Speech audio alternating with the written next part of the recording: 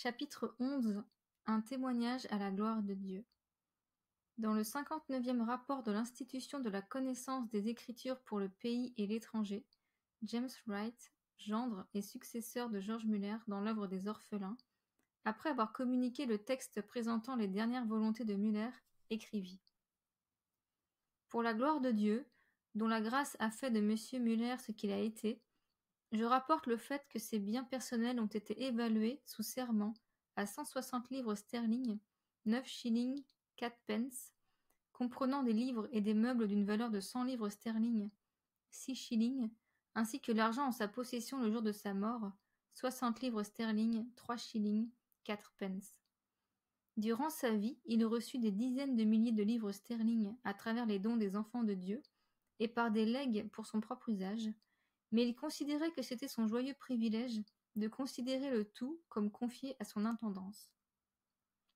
C'est pourquoi il n'a jamais fait la moindre provision financière pour l'avenir, ni pour lui-même, ni pour aucun membre de sa famille, mais il a cherché à s'amasser des trésors dans le ciel, voir Matthieu chapitre 6 verset 20, en consacrant cet argent à répandre la connaissance de la vérité de Dieu de diverses manières, ou en subvenant aux besoins des pauvres, surtout de ceux qui sont de la maison de la foi. Voir Galates, chapitre 6, verset 10. D'après les documents qui me sont parvenus, en tant qu'exécuteur testamentaire, je constate qu'en agissant habituellement tout au long de son long parcours chrétien, selon le principe du don systématique lorsque Dieu lui confiait des moyens pour son usage personnel, il a été heureux de pouvoir donner, jusqu'au 1er mars 1898, 81 490 livres sterling, dont environ 64 500 ont été versés au fonds de l'Institution pour la connaissance des Écritures et environ 17 000 aux pauvres et aux proches lorsqu'ils se trouvaient dans le besoin. Le testament, qui a été signé le 16 mars 1895, était accompagné d'une lettre privée qui m'était adressée et qui était datée de 14 mois plus tard, c'est-à-dire du 13 mai 1896. Dans cette lettre, il désirait que je fasse connaître son souci de voir les ministres de la parole de Dieu être amenés à présenter à leurs auditeurs l'importance profonde des dons systématiques pour l'œuvre de Dieu, et ce, proportionnellement au montant qu'il plaira au Seigneur de confier à ses enfants. Un an avant la mort de George Muller, on lui demanda s'il avait toujours trouvé le Seigneur fidèle à ses promesses. Voici sa réponse. Toujours. Il ne m'a jamais laissé tomber, il ne m'a jamais déçu. Pendant près de 70 ans, tous les besoins liés à cette œuvre ont été pourvus. Les orphelins, depuis le début jusqu'à aujourd'hui, sont au nombre de 9 500, mais ils n'ont jamais manqué d'un seul repas. Jamais. Des centaines de fois, nous avons commencé la journée sans un sou en main, mais notre Père céleste nous a envoyé des provisions au moment où nous en avions réellement le besoin. Il n'y a jamais eu de moment où nous n'avons pas eu de repas sain. Pendant toutes ces années, j'ai pu faire confiance à Dieu, au Dieu vivant, et à lui seul. 1 400 000 livres m'ont été envoyés en réponse à la prière.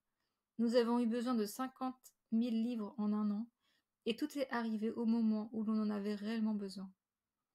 Aucun homme sur terre ne peut dire que je lui ai demandé un seul centime. Nous n'avons pas de comité, pas de collecte, pas de vote et pas de système de dotation.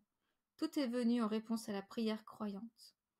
Ma confiance est en Dieu seul. Il a de nombreuses façons de toucher les cœurs des hommes dans le monde entier pour qu'ils nous aident. Pendant que je suis en prière, il parle à l'un et à l'autre, sur tel ou tel continent, pour nous envoyer de l'aide. Attendez-vous à de grandes choses de la part de Dieu, et vous en obtiendrez de grandes. Il n'y a pas de limite à ce qu'il est capable de faire. Que son nom glorieux soit loué à jamais. Louons-le pour tout, louons-le pour toutes choses. Je l'ai loué de nombreuses fois lorsqu'il m'a envoyé 6 pence, et je l'ai loué lorsqu'il m'a envoyé 12 000 livres. Le point essentiel est de ne jamais abandonner jusqu'à ce que la réponse vienne. Le grand défaut des enfants de Dieu est qu'ils ne continuent pas à prier. Ils ne persévèrent pas en prière. S'ils désirent quelque chose pour la gloire de Dieu, ils doivent prier jusqu'à ce qu'ils l'obtiennent. Oh, comme il est bon, aimable, gracieux et généreux, celui avec qui nous avons affaire. J'ai fait face à de nombreux découragements, mais à chaque fois, mon espoir et ma confiance ont été placés en Dieu. Mon âme s'est reposée sur la parole de la promesse de Dieu. Oh, il est bon de se confier en lui, sa parole ne revient jamais à lui sans effet. voir Ésaïe, chapitre 55, verset 11. Il donne de la force à celui qui est affaibli, et il augmente la vigueur de celui qui tombe en défaillance. Ésaïe chapitre 40, verset 29.